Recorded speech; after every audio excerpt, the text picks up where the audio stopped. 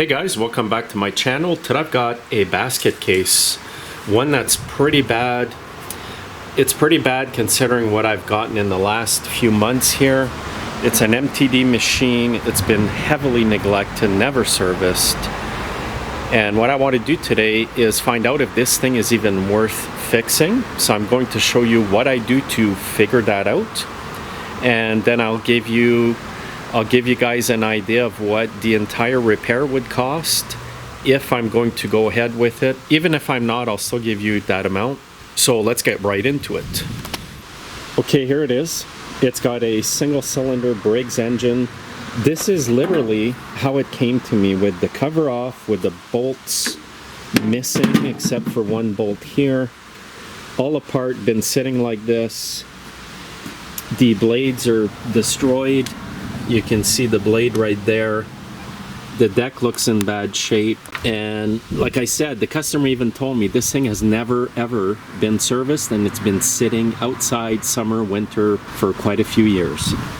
So when I get a basket case like this, the first thing I do is check the battery.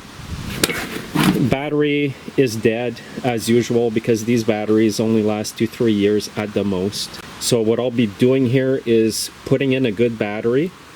I'll see if the thing spins over. If it does, then it gives us a bit of hope. And if it starts, then that gives us even more hope to make it run.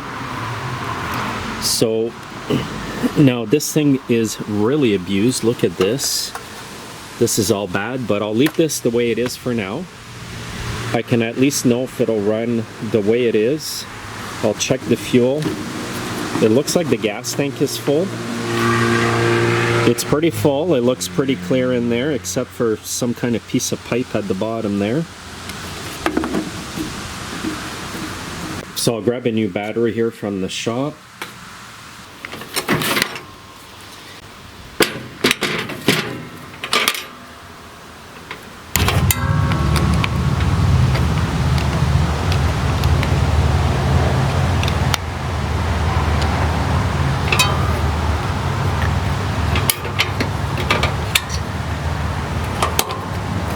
Okay, I've got a new battery in.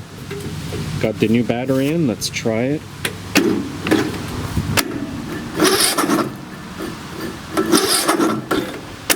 So it barely wants to turn, it's really hard to spin. So when they're hard to spin over like that, the first thing you want to do is check the valve lash, the valve adjustments, because these are just notorious engines for valve problems. So what I'll do here is take off the front of the hood here so you can have a better view when I take it off.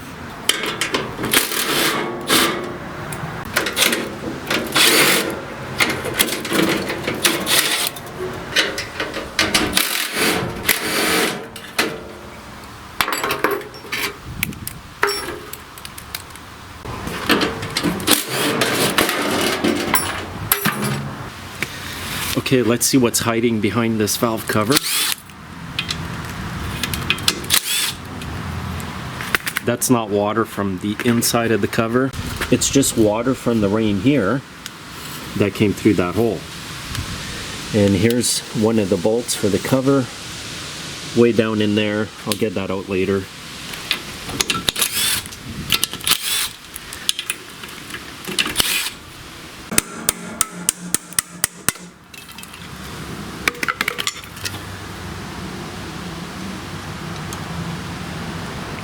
Now before I check the valve lash, I will remove the plug just to make it easier.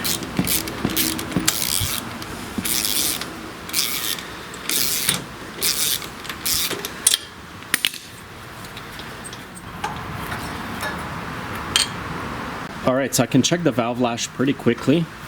I'm just going to turn the engine over until one valve is open or one rocker arm is down. Then I check the lash on the other valve. So the lash is pretty large on this one. There's a bit more play up and down than there should be. Have a look. We're looking at between 3 to 4 thousandths of an inch here. And I'll get my feeler gauge and I'll tell you what exactly it's at right now.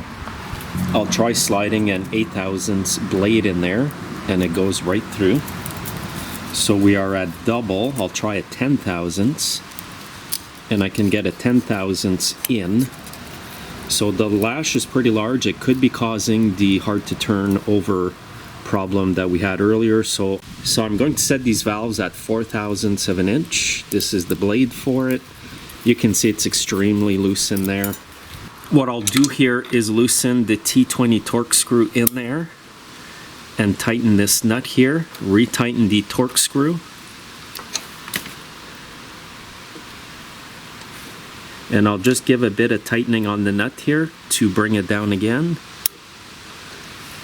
You don't want to tighten this nut up too much without loosening the torque screw because you could bust the stud. So let's try the 4,000ths again. And you know what? It's perfect. It's going in there snug. Yeah, this is perfect like that. Now I'm going to open up this valve by turning the engine until the rocker arm goes down. And it looks like the lash is way too large here.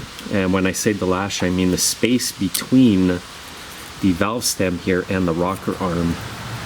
Again, I'm going to check to see just how off they are. So I'll get my 8,000ths of an inch blade again.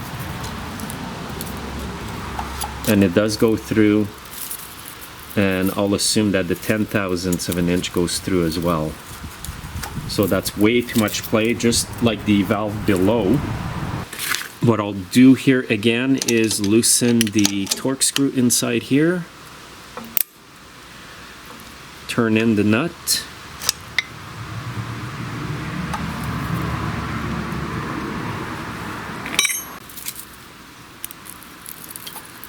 Okay, I think I've got it too tight now. So I'm just going to loosen the torque screw again. Back off the nut.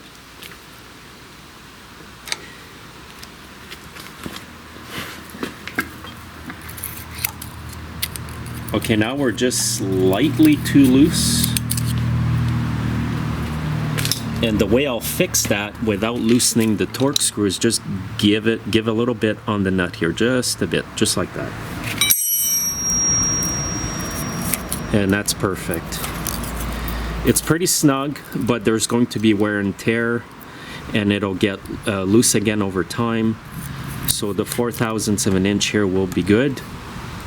So what I'm going to do here, guys, is just put the cover on without any gasket or gasket maker to see if the machine will run. If I know it's going to run, then I will put a proper gasket and sealant on the cover.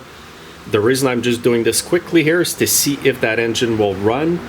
Sometimes you can adjust the valves and the engine is still hard to crank over, and that's because sometimes you have to replace the camshaft because the decompressor breaks off of them.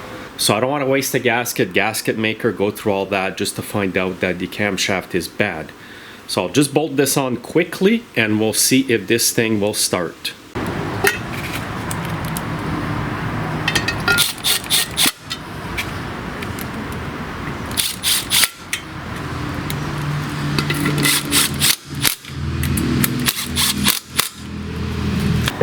Okay, this is always the exciting moment when you're fixing something. All right, let's try it. Oh man, you know what? I forgot the spark plug again like I did in one previous video. I'm leaving this in the video, guys, because this happens to almost every mechanic that I know. This is just making the anticipation even worse. Okay.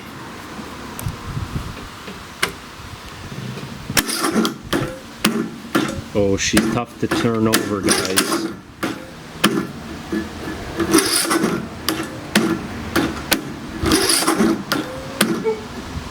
Yeah, I think the camshaft is bad on this one. Now, I'm pretty sure the customer will not want to fix this machine, but I still want to take it apart because he told me to kind of go through it and just get back to him. I will drain the oil, rip this engine apart just to show you what the problem is on the machine anyway. I'm going to remove the starter cable here. Now I'm going to drain the oil out of the engine, and you'll need an 8-point socket for this, and it is a 7/16. Now, when they don't have an oil drain, I've rigged up an old oil drain with a rubber hose at the end here. And here's what I do when it's just about to come out. It'll still make a mess, but not as bad. I just screw it in here. And it'll come out at the end of my hose here and into the pan. And now I need to get the bolt off the pulley right here.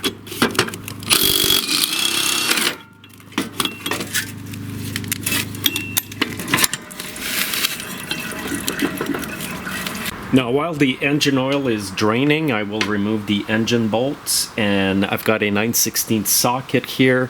Sometimes you'll need a 5/8.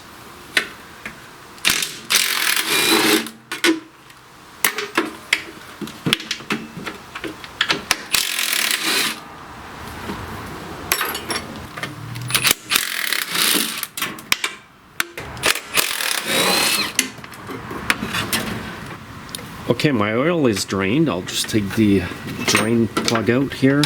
So I'll just put the plug back in for now. Now I've got to remove the fuel line. The good thing is there's a fuel shutoff valve. Pretty stiff.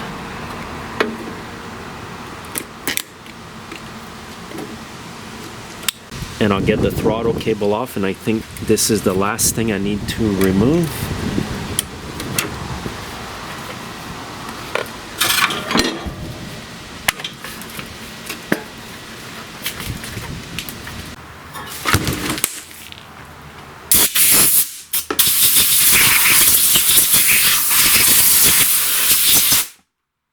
So I'll take the sump cover off here. There's 13mm bolts all the way around. I've put a cardboard underneath because there is always oil coming out anyway.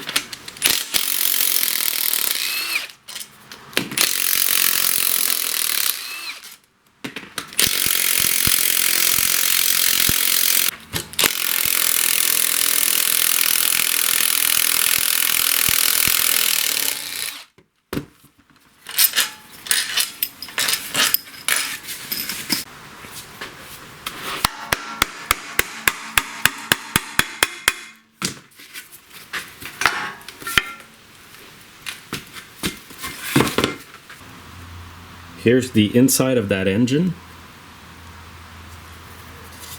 The cam gear looks pretty good here. And the culprit is usually this here, the camshaft. It's got a gear on it and a shaft that lifts up the valve push rods. And it does have a built-in decompressor, and that thing breaks all the time. So let's get it out and examine it closely. And sure enough, it is the camshaft. The reason I know that is the decompressor that is usually right here is gone. Here's a similar good camshaft with the decompressor attached. It should look like this or somewhat like this. Sometimes they look slightly different. But you have to have this part over here because that's what decompresses all that compression that the engine makes and allows the starter to be able to spin that engine over. This part here in Canada ranges from Briggs between $100 to $160 for this part. Now usually you can find the parts from the decompressor in the bottom of your engine. Here's the spring that's attached to that camshaft decompressor. It was still in the engine, came out. Here are some of the other parts. There's a piece of metal, more metal here. Now this engine here could be fixed. You could put in a new camshaft in there and I'm pretty sure it would run perfectly. However, the machine that I'm working on needs so much work that I highly doubt it that the customer will go ahead with it. But I will give him a call and update you guys on what the customer decides. Now, before you call somebody with a quote on a machine to repair the engine, make sure to consider what the body of the machine needs as well. So the lawn tractor itself needs a lot of parts. It needs blades, it needs belts, and it might need other stuff that I won't realize until that engine is running and I can see what else is going on with it. So always consider that in your quote. Consider your labor, give yourself a little buffer there so You can quote a little higher just in case you run across snags, and if you don't run across snags, then you can charge the customer less. That is exactly what I do. So if you don't give yourself a buffer, guys, you may run into snags and the customer is going to think that those are included. So here's a good look again. Everything else looks not too bad in the engine except for the camshaft. And I usually go in and feel the cylinder with my finger. And I like to make sure that it is nice and smooth in there. If it's scored, scratched, then you know that some of the metal that has come off the camshaft has damaged the cylinder, and you could end up with an engine that burns a lot of oil. So I'm going to call that guy right now. Hopefully he'll answer the phone, and I'm going to get right back to you and let you know what he wants. Okay guys, I've got my gasket here and the camshaft in this box. Camshaft from Briggs, and this one here is made in the US.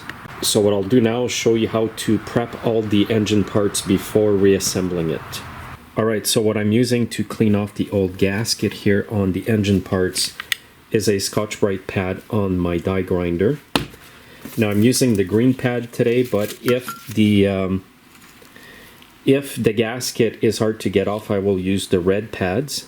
They're a bit more coarse and they get the gasket off more quickly. So I'll take this outside. I like to keep the dirt outside of the shop if I can help it.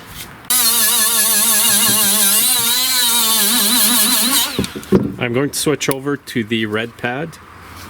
This gasket is on there pretty good.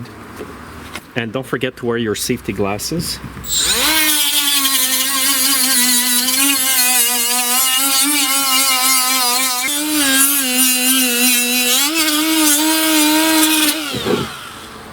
Before I remove the gasket on the engine, I will remove the starter. And the bolts are really awkward on this engine for the starter.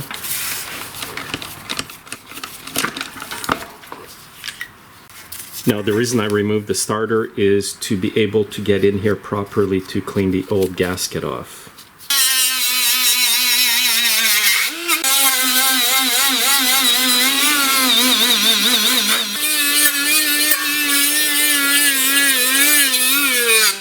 Now what I'll do is clean the engine with some brake cleaner.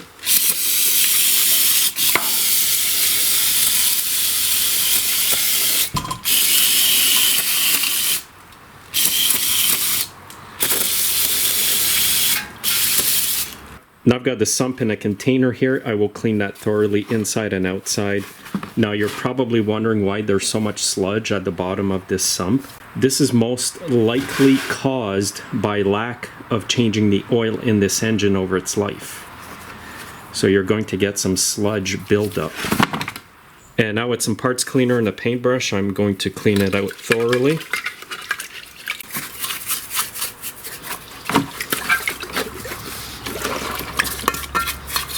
Alright, so I've got all the parts nice and clean.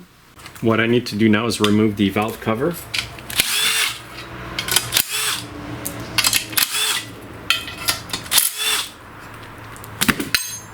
And I just need to remove the push rods.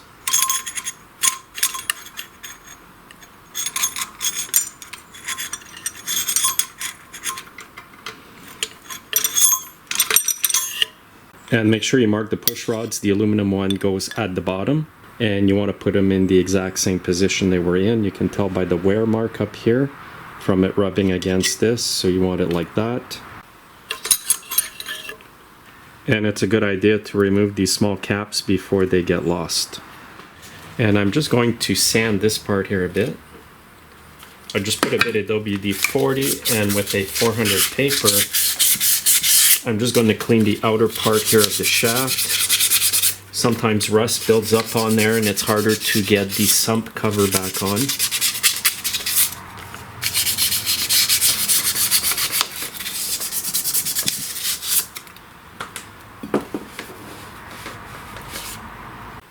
Now if your cam gear has come out, make sure to line it back up with the key right here.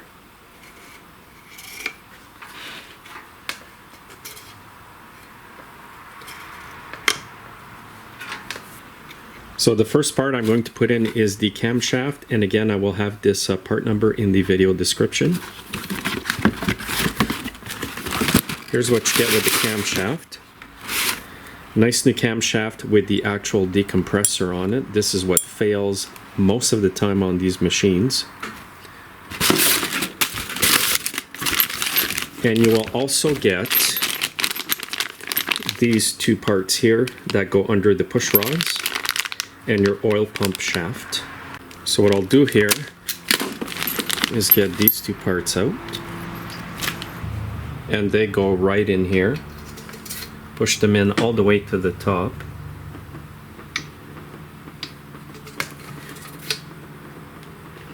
Now what I will do is put some oil here where the camshaft shaft goes in. I'll put some on the connecting rod here as well. You can use any oil for this, engine oil. I'm using a mix of engine oil or gear oil with transmission fluid. Now to install the camshaft, what you want to do is line up this notch right here to this little dot right here on the cam gear. So to do this, I'll have to turn the engine over.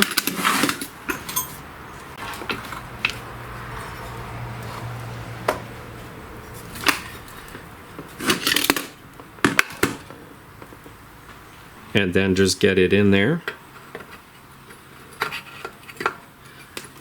And I'll get the camshaft in, and again line up these two notches just like this.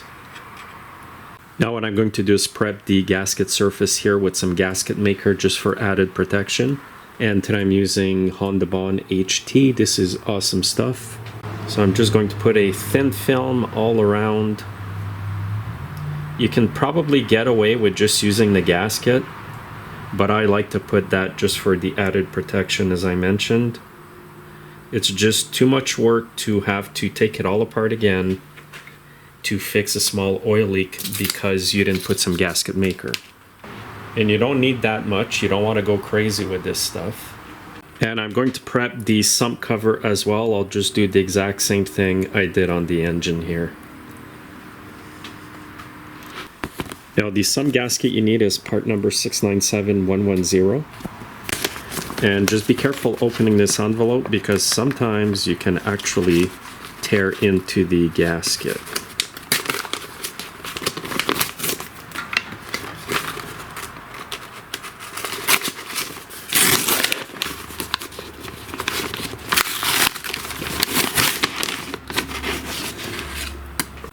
And I'm just going to set the gasket on like this.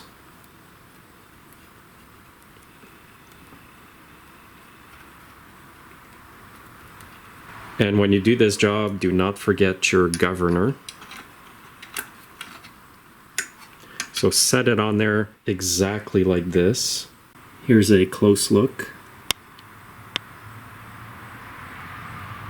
It's funny, I cleaned the engine and now it looks rusty a bit.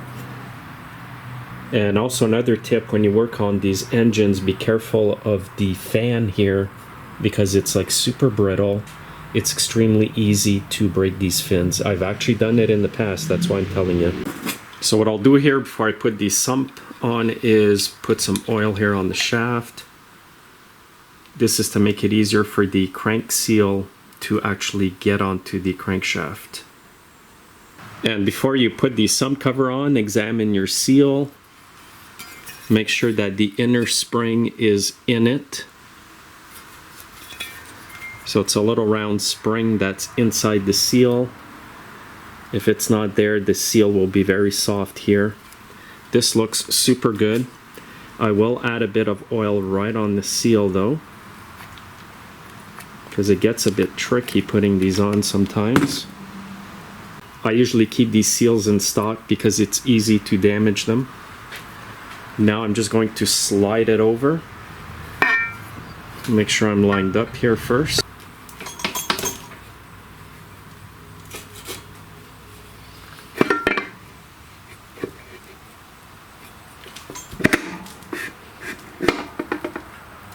Now I'm just going to double check that my governor is still in the right place.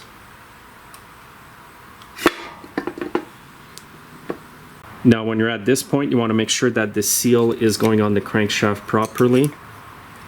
I've got an O-ring little tool here. If I see that the lip of the seal is protruding out, I just go in and put it back in with this tool.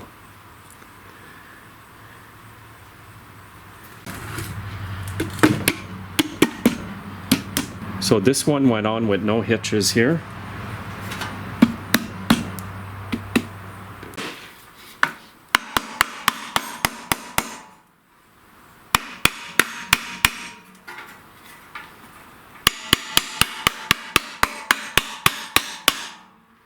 Also, when you do this job, keep an eye on these wires because they do have a tendency to get stuck right in between the two parts here.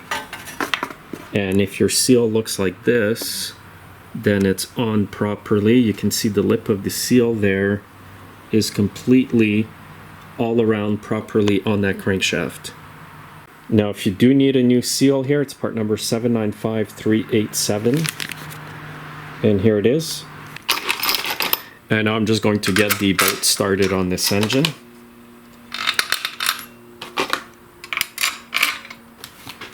I'll start them up with the impact at a low setting.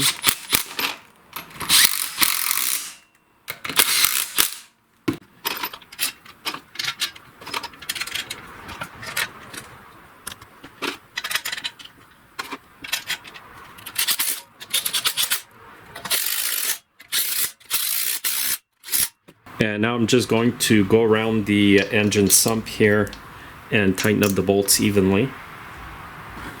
Now you want these fairly snug. I forget what the torque is. I think it may be 100 inch-pounds or something like that.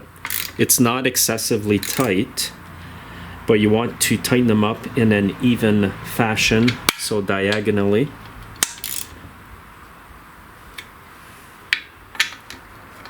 And as you see, there's quite a few of them.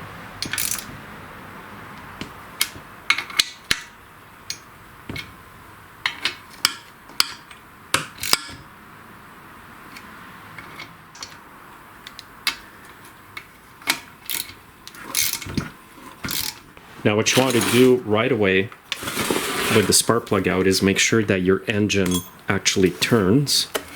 You want to make sure everything went in correctly.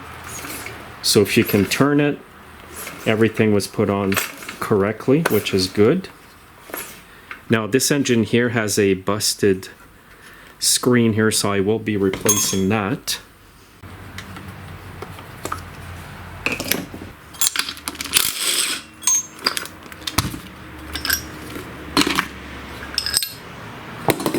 So I did have a new one from a previous job.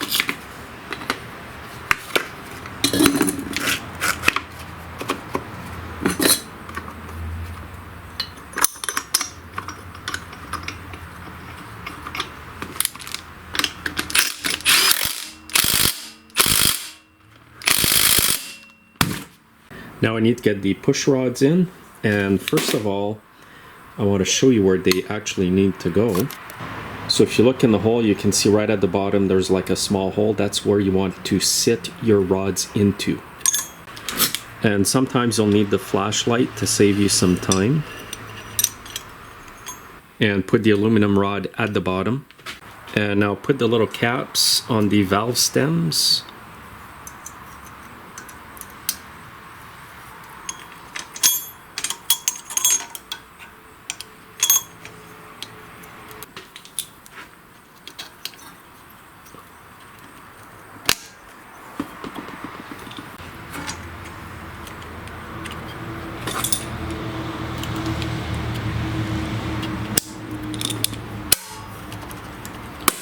And now you want to spin the engine to make sure that both valves are moving.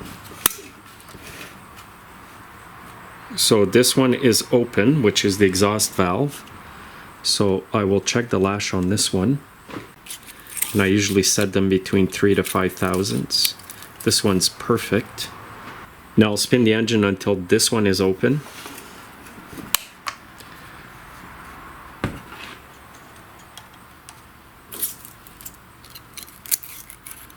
And this one's good. I think I adjusted them previously in the video, but it's always good to double check that stuff. And what I'll do now is prep the surface on the valve cover gasket in the engine.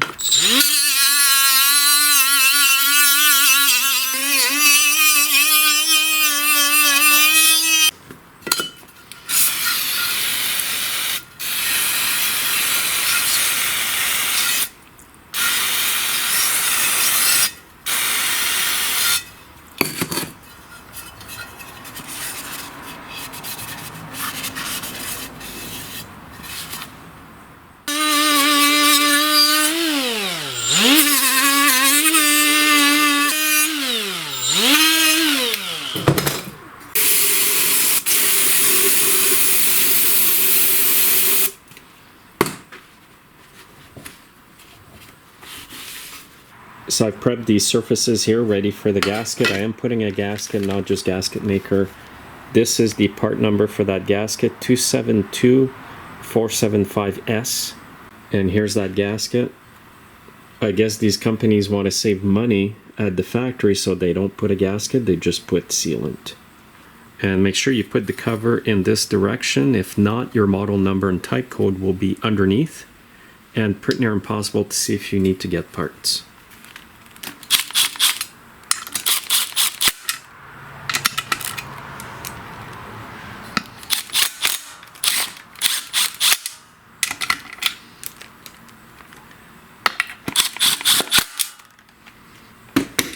So I'll just snug these bolts. They don't need to be too tight.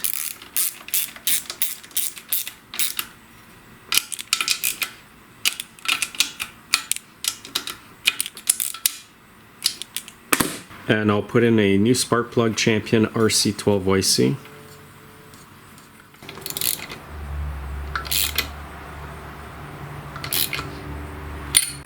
And I'll just get the starter back on. You'll need a T40 Torx screwdriver or a 13mm wrench.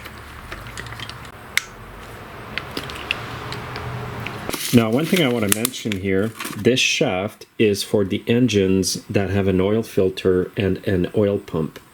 This engine here does not have an oil pump, so you will not need this part here if you don't have an oil filter on your engine. If I flip the engine over, there's no cover to remove to put that shaft in. So now I'll put the engine covers on before actually putting it on the tractor. And you can see here on the spark plug wire that a rodent has chewed it a bit. And what I do in this case is I put some liquid tape. This stuff works great. This is what I'm actually using, liquid tape. Okay, this is the cover I have. This machine came to me apart. I don't have the cover here for the air filter. Customer has it, so I'm just going to put it on the way it is. And I'll get the spark plug boot on the plug here. And this cowling here is a bit annoying. You gotta get it into this tab here on the cover.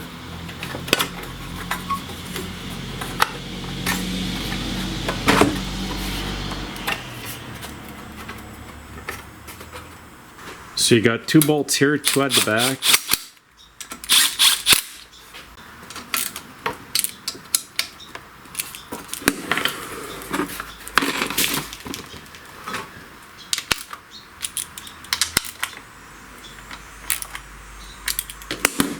And let's not forget to tighten up the oil bolt here. I'm going to put some sealant on the bolt first.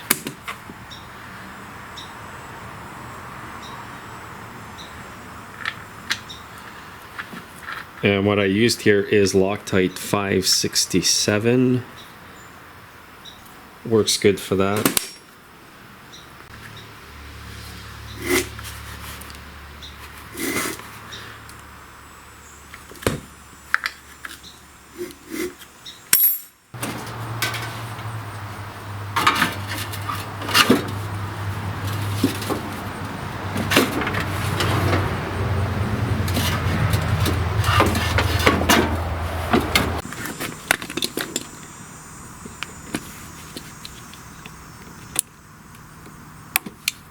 Okay, now I'll get all the bolts on for the engine here.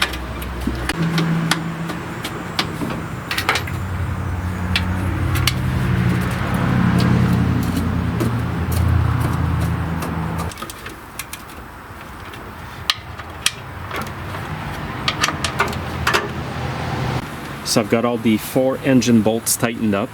And don't forget to plug back in these plug-in harnesses here and the cable that goes to your starter.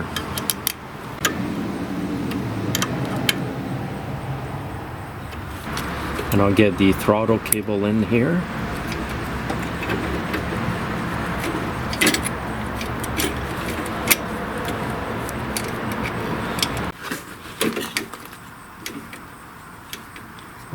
And let's not forget to put oil in this engine.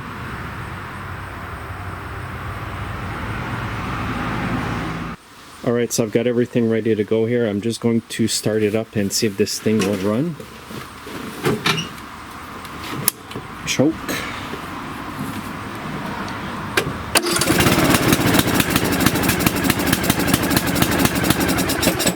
Sounds like it's stuck on choke.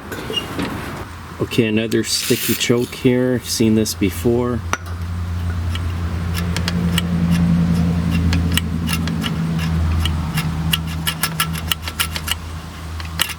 There, now it's going back.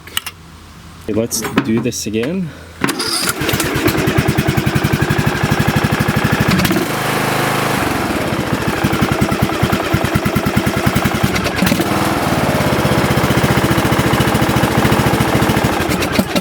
Perfect, this engine started up right away. I can see it's going to be okay. All I have to do now is put everything back together, and this basket case will actually have been worth doing. The customer didn't mind spending the money to get this thing going, even though it needs quite a bit of repairs. He'll be pushing the $1,000 mark with everything else replaced, you know, belts, blades, all that stuff. Okay, here's the machine all cleaned up here. And when you do a big job like this, guys, make sure to call your customer with an estimate. And I power washed it. I just got to put an air filter. Customer has the air filter cover here. And I will grease the machine. I've put tubes in some of the tires. But it's an old machine that has come back to life. So thanks again for watching, guys. Make sure you're subscribed to my channel. I put out videos multiple times a week. And I'll see you next time. Have a great day.